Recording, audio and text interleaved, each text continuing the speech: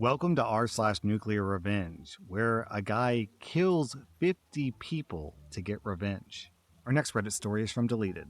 Today, I bring you a tale of a man called Chico Pedipato. Francisco Vital da Salvia lived in Campo Alegre de Ludres before he decided to move to Sao Paulo to get better living conditions. He got a job as a bricklayer until he decided to open a bar in the early 80s, but it was constantly being robbed. One day, when he was filing a police report, 5 men broke into his house, stole a bunch of items, and assaulted his wife and daughter. He returned to his hometown with his family to recover psychologically from all that mess. After 2 months, he returned to Sao Paulo without his wife and daughter. But this time, he was not after better life conditions. He was after blood. He killed more or less 50 criminals, including the ones who abused his family. And he would have kept killing more if he hadn't killed an undercover cop, which made him get arrested. He got 6 years in prison, and he would have gotten more, but thanks to the pressure of 2,000 people who went to court in his defense, he got a small sentence. But their appeal was in vain, because in 1987, he was stabbed 91 times in jail, which led to his death. And that's the bloody revenge story of a man who just wanted a better life, and ended up being the nightmare of every criminal in Sao Paulo. The top comment from Sopping Love Nest. Stabbed 91 times, which led to his death.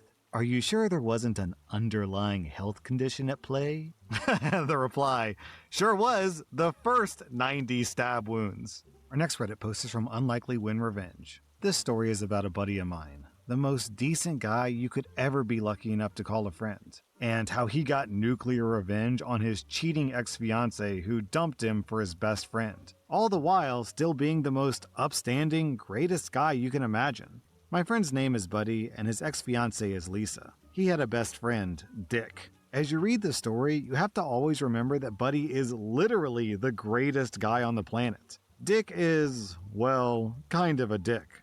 Annoying as hell. But Buddy says that he always means well, and his heart is in the right place. Lisa is a bit of a cheating, lying, self-centered narcissist as ever walked the face of the earth. Our story begins when Buddy, Dick, and Lisa were in middle school together at a typical suburban high school outside of a southern city. Football team, Friday night lights, etc. The 3 of them are all in marching band and inseparable friends. If you know band types, Buddy plays the French horn and Dick plays the tuba. I don't know what Lisa played. Probably the flute because it's a cliche. Buddy and Lisa were boyfriend-girlfriend, and Dick was a happy third wheel. As they got older, Buddy and Lisa explore the physical side of their relationship, like normal high school kids do, while Dick is happy to be a player. He's decent looking, so he has no problem getting action, and also occasionally makes use of the professional women in their town. This will be important later. Buddy and Lisa, being typical good students, go on to a prestigious public university in Southern City. Dick drops out of high school, but a self-taught programmer winds up with a decent career in tech. Buddy graduates college early with honors, and proposes to Lisa at his graduation dinner with a small diamond because he put himself through school and that's all he can afford. She accepts. Buddy gets a job at a fancy consulting firm in a prestigious city. Lisa finishes college back home in Southern City. Come time for Lisa to graduate, Buddy helps his fiancée also get a job at fancy consulting firm. During her last spring break, when she flies up to prestigious city to visit Buddy and interview for her job, she gets pregnant. She flies back home, tells Dick that she's in trouble, and Dick takes her to the abortion appointment. Neither of them tell Buddy, ever. I heard about this from Buddy's wife, who heard about it from Dick one night when he was drunk. As far as I know, Buddy still doesn't know. Buddy, if you ever read this, sorry dude. I should have told you, but it wasn't my place. Lisa realizes when she doesn't want to tell Buddy about her abortion, she can't marry him. But she's not brave enough to break it off. Instead, she ghosts him, and he finds out through the HR department of a fancy consulting firm that she's turned down her job offer, and she won't be moving to prestigious city after all. Buddy calls Dick, and Dick says, "Dude, I'm sorry, but it's worse. Lisa and I are now a couple. You can punch me in the face the next time we get together." Somehow, Buddy and Dick decide that Lisa isn't worth destroying their friendship.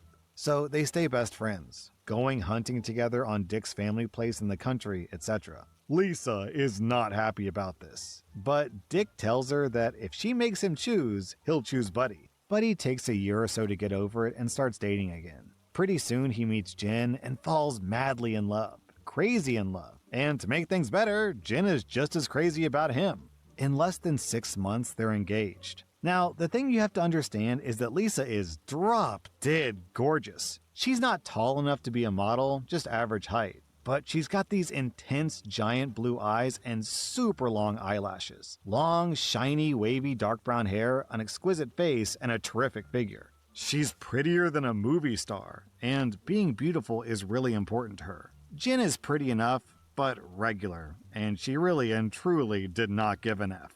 Dick travels to prestigious city, without Lisa, to meet Buddy's fiancée. Dick and Jen really get along. Jen gets along with everyone, and reports back to Lisa that Buddy is really happy, his fiancée Jen is awesome, etc. Lisa gets jealous and pouty when she hears about Jen's Ivy League education, but then Dick makes a point of telling her that Jen is nowhere near as hot as Lisa, at least until she gets an invitation to the wedding. Lisa pitches a fit, refuses to go, and tries to prevent Dick from going, but there's no way in hell he'll miss his best friend's wedding, so he goes stag. No big deal, it's a super small, low-key wedding. At the wedding, Dick reconnects with other high school friends of theirs, a guy named Ray, whose date to the wedding was actually someone else's wife. Ray has a thing for married women. This is important. Buddy and Jen go on living their best lives. At some point, Buddy gets an Ivy League MBA. His career takes off like gangbusters. They pop out a couple of kids. Jen quits her career to be a stay-at-home mom. They're rich as hell, still crazily in love, and blissfully happy. A couple of times a year, the guys get together and bring their wives along. At some point, Dick and Lisa get married. Buddy and Jen are not invited to the wedding, by the way. But the women get along okay. Jen gets along with everyone, and Lisa is happy because she's thinner and prettier than Jen, especially after both women have been through pregnancy and childbirth. The years tick on. One day, around 2008, when Buddy, Jen, and Dick are all playing World of Warcraft together, Dick gets on TeamSpeak to tell a hell of a story. Dick and Lisa have continued to hang out with Ray, their high school friend who has a thing for married women. He turned his eye on Lisa, who, even after 3 kids, is even hotter than she was in college. She leaned heavily into the MILF role. Meanwhile, Dick has had enough of her nonsense. He's decided to divorce her 3 times, but each time when he tells her, she cries and gets all pouty. They have one last romp, she gets pregnant, and bam, Dick and Lisa have 3 kids. Ray goes in hard with his practiced seduction routine, and Lisa cries to Dick that she can't stand it. And can she please passionately hug Ray? They do. Dick watches, then goes in for sloppy seconds, and Lisa and Dick's marriage enters its suburban swinger era. Dick gives Jen and Buddy every gory detail over the course of a 2-hour conversation while they're all killing wolves on low-level alts in Elwyn Forest, and Lisa is upstairs with a bottle of wine. It's obvious that during their next visit, Dick wants to join in sexy fun times with Buddy and Jen, but they're not into that. And after an awkward 5 minutes, things go back to normal. The kids all play together, the women make small talk, and Buddy and Dick hang out together doing the normal things that guys do. Dick tells Buddy that the reason they're into swinging is that he gets off on watching Lisa being degraded, and Lisa gets off on making Dick feel like he isn't man enough for her. The marriage is not happy, but Dick wants to stay married because Lisa is hot as hell. She's got a solid career, and he's a mid-level tech guy with a GED who works from home while he takes care of 3 kids, so he'll never be able to do better. Dick calls Buddy to chat. His marriage has gone to hell. Lisa has, in her words, met the love of her life. She's moved on from Ray and from the swinging scene and is now having an affair with a guy from the accounting department at her job. She's staying out all night. She's ignoring the kids. Dick and Lisa take the kids on a swanky vacation to try to focus on their family and spends all their time crying because she misses her affair partner and she doesn't want to be there. She doesn't want a divorce because she knows that she'll lose the kids. She's drunk all the time. And she doesn't want to have to pay Dick child support. She wants him to let her live whatever life she wants while he does all the cooking and cleaning and childcare, and still bring in 50% of household money. Lisa also will not shut up about how she could have married Buddy and been like Jen, a stay-at-home mom in a giant 5,000 square foot house with 6 bedrooms and a pool. I should mention that Buddy also had a Neville Longbottom style glow up and went from a nerdy band kid to a silver-haired, super confident, high-level executive in a top-tier consulting firm. Whereas Dick is still the guy working from his basement in sweatpants, covered in Dorito crumbs. Dick's been working on himself, but there's no way he can compete in Lisa's eyes. Although both Buddy and Jen tell me about Dick's great qualities. Lisa is jealous, hopping mad, and she blames Dick. Dude, trust me, I know she's bad news. Leave her, Buddy tells Dick. It's the last conversation they'll ever have. Buddy gets a call at work one afternoon. It's Bob, Dick's dad. Dick got drunk, woke up Lisa at 3 a.m., told her that he never loved her, that she'd never been enough of a woman for him, that he'd been visiting prostitutes during most of their marriage, and he hoped she would go to hell. Then he blew his brains out in such a way that the splatter went all over her and all over the bed. When the ambulance got there, she was hysterical, sitting on the curb outside the house, screaming over and over again, "Kill me too! It's all my fault! It's all my fault!" Later, Bob would call Buddy to tell him that Lisa specifically says that he's not welcome at the funeral. Dick's parents, Bob and Linda, step in to take care of the 3 little kids, who did nothing wrong and do not deserve this, while Lisa does nothing but work and drink. About a year later, Buddy flies to Southern City to put flowers on Dick's grave and visit with Dick's parents, Bob and Linda. Bob is still in shock, but he and Linda have taken Lisa in as a daughter to try and help her through this as much as they can. Bob asked Buddy, "Why did Lisa say that it was all her fault? And why did she ban you from the funeral? What don't I know? What's the rest of the story? Why did Dick do it?" The moment of ultimate revenge. Buddy thinks for a minute and decides that it'll help Bob and Linda understand the tragedy of what happened to their son if they know the full story. So he tells them everything. Bob and Linda have continued to do everything for the 3 kids, and they continue to treat Lisa well because that's best for the children. But the clock is ticking. Lisa's remarried now. When the kids are old enough, Bob and Linda will tell them the whole story. The youngest kid will be 18 soon. Buddy is still grieving over his friend. Proof that living well is indeed the best revenge. Sucks about Dick though. Buddy says that Dick was the kind of guy who would come to your house when all hell broke loose, clean your fridge, and make a 5-star dinner with whatever he could find. Nuclear revenge wasn't worth the cost. I wish I'd known him. Yeah, pretty wild story. It's not so much revenge so much as it is one person living a really great life and then his kind of loser friends living really terrible lives. But at least the good guy gets his happy ending. Our next Reddit post is from Our Ad. This happened over a decade ago in my senior year of high school. I'm from India, and girls here are still afraid to tell others about harassment because of shame and society. I was enrolled in a big school. There were more than 800 students in my school, so you can imagine the rush and crowd while leaving the school. It used to get so crowded and chaotic because there were parents' cars and auto rickshaws waiting to pick up the kids. Some kids rode their bicycles through the crowd, while others ran to nearby vendors for pani puri and samosas. It was almost like an amusement park. One day, while walking hand in hand with my friend, I spotted this weird, straggling man looking through the bunch of kids. I thought he might be looking for someone specific, and I didn't think much about it. But I must admit,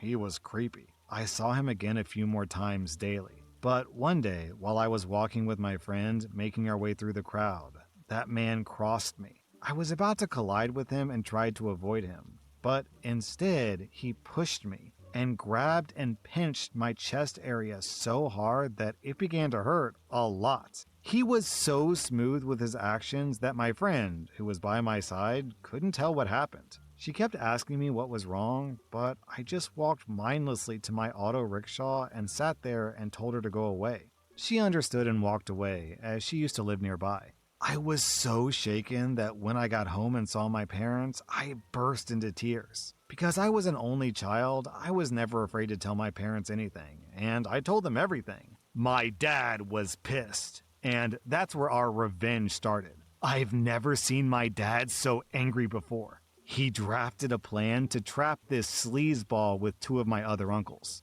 My dad was friends with our school principal. My dad visited the principal when he was attending my school the next day, as if nothing had happened, as they told me not to tell anyone. Our principal was great and assured us that even though it happened outside the school, they would fully cooperate and trap the sleazeball. At lunch, they called me into the principal's office and told me that Uncle 1 and Uncle 2 would be scattered in the crowd with my English teacher. The school gatekeeper would be near me, and my dad would be near the shop where I usually spot the man.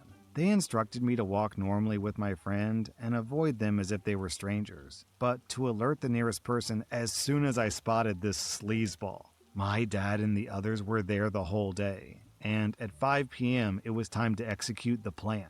As I was instructed, I was walking casually with my friend. She asked me several times what was going on because she knew something was odd, but I told her to shush and enjoy the show. And then I spotted the sleazeball actually harassing my other classmate, and I quickly alerted one of my uncles. Initially, the plan was to not hit him and just call the police, but he was caught in the act. So my uncle dragged the sleazeball away and started beating him. Soon, my dad, my other uncle, and the gatekeeper joined him. Then my English teacher handled the situation and dragged the sleazeball inside the school gates and ran to the principal's office. My classmates surrounded me with questions, and I gladly answered them and stayed outside the gates with them. After a few minutes, I was called to the principal's office, where I saw sleazeball. I thought they might ask me some questions, but the principal gave me some apple juice and told me to relax. Sleazeball was there crying, begging to let him go and that he would never do it again.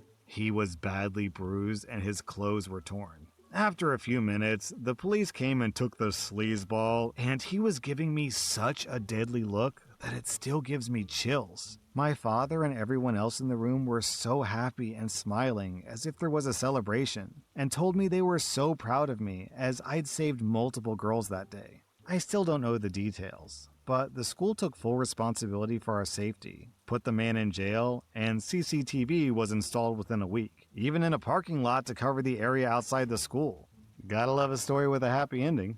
That was r/nuclear revenge, and if you like this content, check out my podcast where I publish the exact same episodes. Also, hit that subscribe button because I put out new Reddit videos every single day.